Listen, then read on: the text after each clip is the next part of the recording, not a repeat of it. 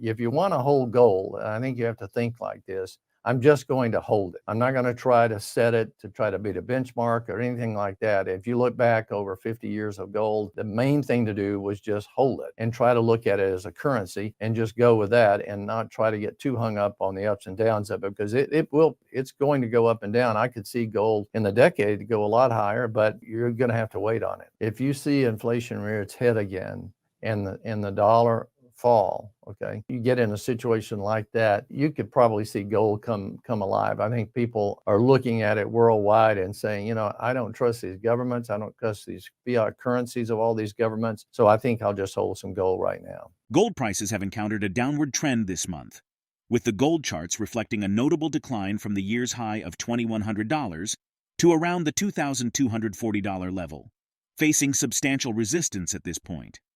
From Oxbow Advisors, TedOakley offers insights into the potential for gold to experience significant appreciation over the coming decade, emphasizing the need for investor patience and readiness to capitalize on long-term gains.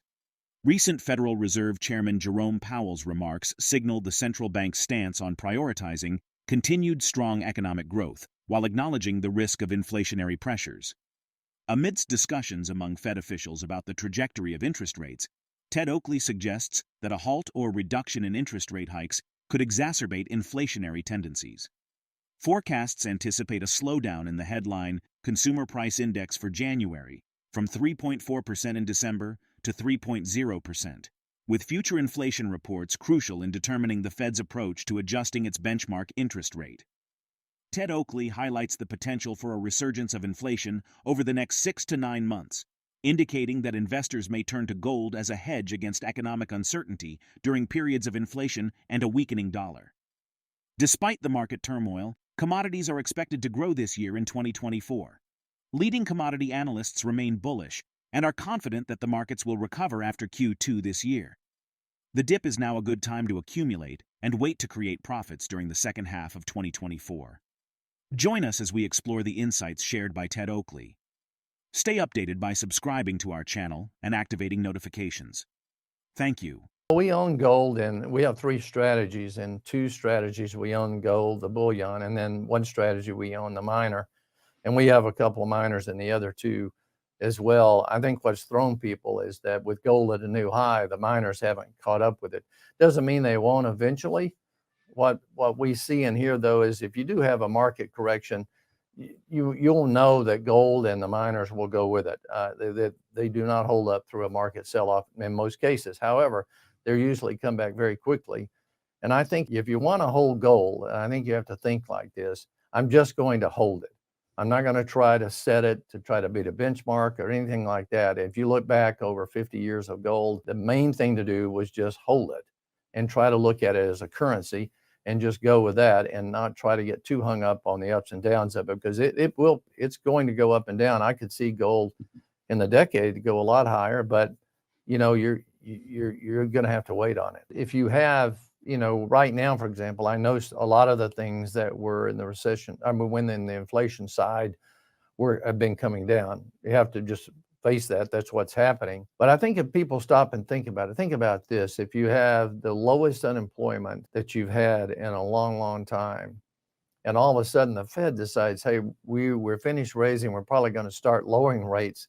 Think about what that does. That probably sets you up for another round of inflation. Maybe not tomorrow, but where they push more money out. And how are you going to not really press the labor market if all of a sudden you push money into the system over the next 6 or 9 months?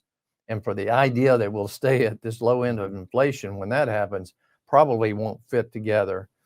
So that's the way we sort of see that playing out over the next 6 months or so. First of all, they all talk too much.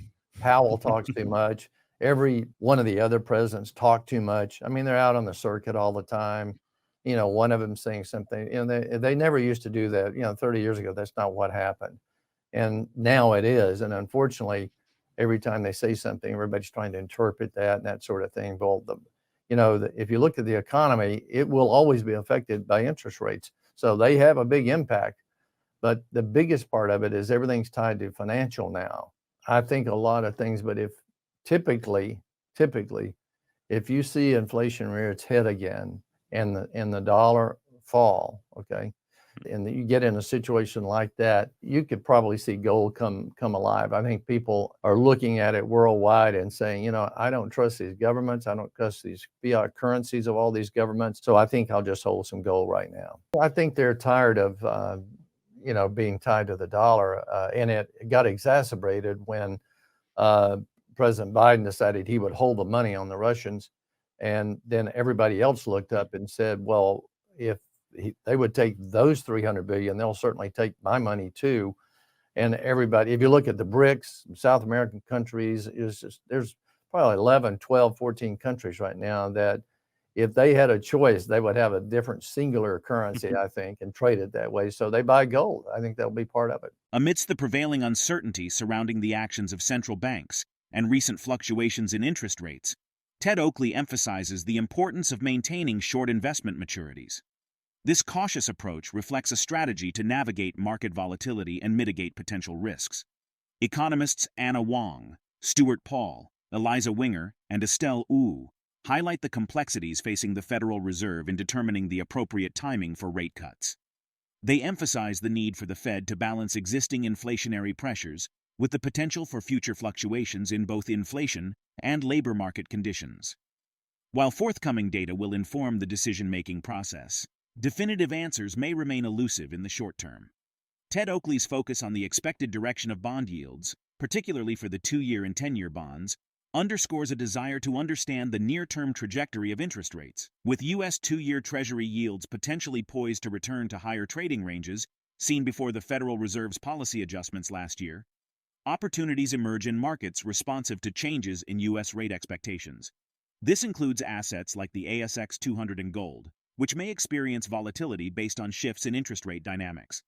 Let's get back to the interview. I wouldn't be surprised, though, that there's been some pressure on him, not maybe political, maybe just from the markets. But the biggest thing is that they didn't really do anything. I mean, they said, hey, you know, we probably finished raising. And most of the time when they start lowering, things are not doing that well. So that's still left to see really what happens. And then they got thrown a curve, because if you look at the last 2 weeks, all of a sudden the rates have kicked back up again. And I think they're thrown a little bit by that. You know, obviously we don't know what's going to happen, but for us, it's made us keep most of our maturities really short because I have no idea which way they're headed. Still to be seen, but I'm not certain why they were pressured so much to start talking about that in October, but I think it's because they got tired of thinking that there may be some more pain because we were coming down at the time. Well, I don't think, Kai, you have anything change until you really hit the wall, until all of a sudden you show up and they can't finance. Now, that's probably not this year, but it will come at some point in time. And when that happens, then your government, your legislature, everybody has to be austere at that point. But that's the only thing that would drive them to have austerity, is the fact that they can't finance. You've run this number up so high, we think we'll pass on buying your bonds right now. When that happens, they're going to have to make some drastic changes. The markets are already moving on their own because they realized that Powell he came back and sort of backtracked and said, hey, well, you know, we're not going to do anything before March. And maybe, you know, he was on 60 Minutes and all this stuff. And so they just take that sort of what he's saying. But I think what happens is that, at least from our vantage point, is that it's very hard. It'd be very hard for us to take a long bond bet. By that, I mean buying a lot of 20 and 30-year bonds at this level, let's say 430 or whatever, when we have no idea really what that's going to look like over the next 1, 2, or 3 years. And I do think inflation will come and go over that period. It's not like the last decade. And I know people want that to be like that, but I think we'll be in a different time. I have to say, I don't really, on the 10-year, I don't know where it's headed. On the short rates, you can always bet on this. If you're going to keep the Fed funds at 5.5, which they have so far, then that means that probably your 3-month, 6-month, 9-month, 1-year treasuries are going to be hanging in that area. Okay, a little bit lower than that, but you're going to be fairly well protected until they actually start to lower rates. So that part you can function with, you know what to do with, and maybe even go out. For us, we go out even 1.5 or 2 years, and we do that on municipal bonds too. But when you get out, excuse me, in the long bond market, then you're making a big bet. 30-year bonds, you're saying, okay, I think this point is where inflation is going to stay or go lower.